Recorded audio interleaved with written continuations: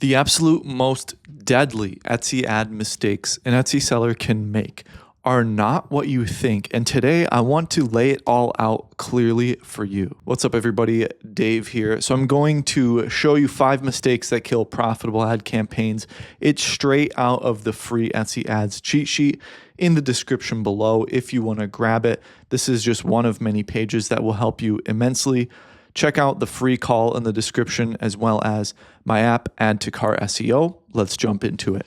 So, number 1 is changing your budget by how you feel, not by the signal. So, this is extremely common. Sellers get freaked out by how much they're spending, how much they're not making, when they should be analyzing what's going on an individual basis.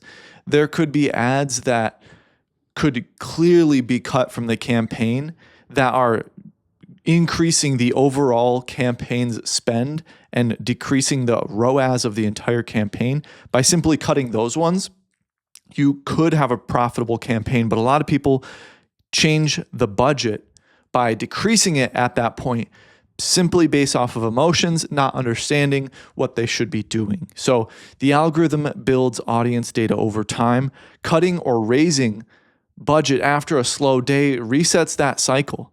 Every time you change the Etsy ad budget, expect the boat to be rocked a little bit. It's something you want to carefully decide to do. Budget changes should happen only when the 70 to 100% daily spend signal appears, meaning you only want to increase it if you're spending 70 to 100% of your daily budget. The second worst ad mistake that you can make is letting losing listings run. I see this very common in my students' stores. It's when you're letting it just spend and spend and spend, whether it has sales or not. There's 2 situations here. If it's spending and it hasn't made a sale, if it's gone over your comfortable cost per conversion, absolutely turn it off, period. If it has gone over the amount you're willing to spend to get one sale and profit, I don't care what it's doing organically, turn that ad off. It's plain and simple. The calculator on my app in the description will tell you exactly what is profitable for a specific listing. You put all your numbers in and it makes it extremely clear based off ROAS, etc. That's one of the worst things, is when it has 0 sales and it's just running. When it does have sales and it's spending, there's 2 situations even in that situation. There's situation A and B for number 2 here. It's that it's spending, but it's slightly under the revenue. The ad spend is slightly under the revenue, so it appears as if it's profitable. It might not be. Again, use the calculator or calculate it yourself. Or number 2, where it has spent far too much and you're still just allowing it to spend even though it is getting sales because you think it's helping you organically. It is helping you organically, absolutely. Getting sales on a listing helps you organically. But if it means less money in your pocket, then it defeats the whole purpose, okay?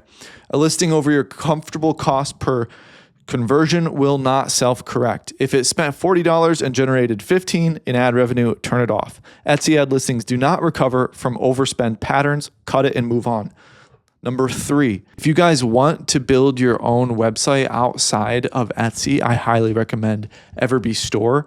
They have a builder that is extremely intuitive, very customizable, and you can import your listings from other platforms and you can have AI do it. They also have templates, of course.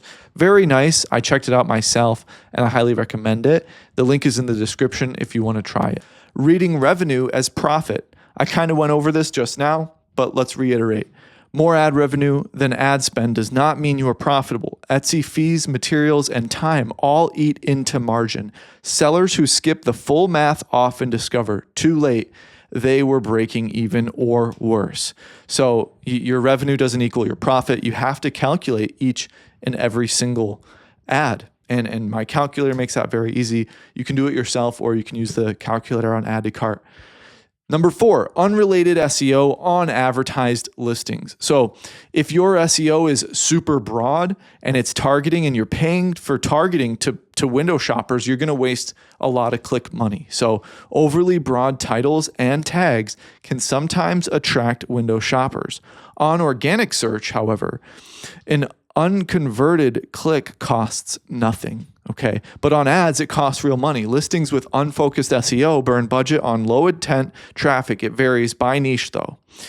So it can burn you or it can help you. So be careful. It goes both ways. Depends on the niche, but a lot of times if you're spending too much and it's not making anything, then it can be the overly broad SEO. So very, very important to consider SEO when it comes to your Etsy ads.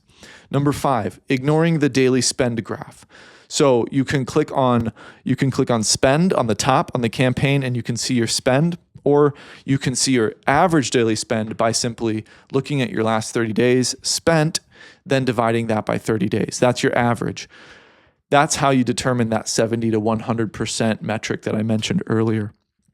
Your 30-day spend chart shows whether the algorithm is using your budget consistently. Low or erratic daily spend signals the algorithm has not found traction yet. More listing variety or a setting change may be needed before anything else. So that's one of the biggest mistakes, is ignoring the daily spend graph, because it can go both ways. If you want to increase your budget, but you are only spending like 15% of your daily budget, the algorithm will likely get fickle or stubborn on you after you max out your budget when you're only spending 10% of it each day, and spend even less after that change. I'm sure you have gone through that. The solution there is to continuously add more listings to be more fuel for the fire, okay? That's a very common situation. But either way, you want to know how much you're spending on average each day. It tells you a lot. If you're spending a lot of your daily budget each day, that's a good sign that you can increase your budget if you would like to. Now, by how much is a whole nother story, and I'll cover that in another video.